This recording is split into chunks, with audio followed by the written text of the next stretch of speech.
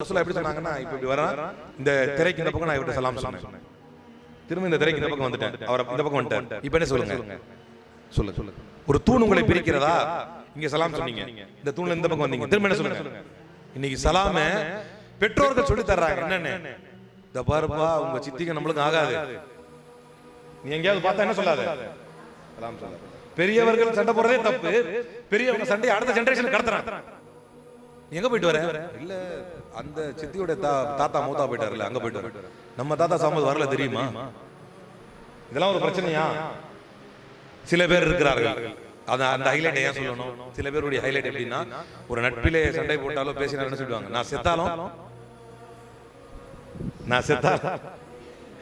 நான் செத்தாலும் நீங்க செத்துட்ட பிறகு அவங்க மூஞ்ச பாக்குறானா உங்களுக்கு எப்படி தெரியும்?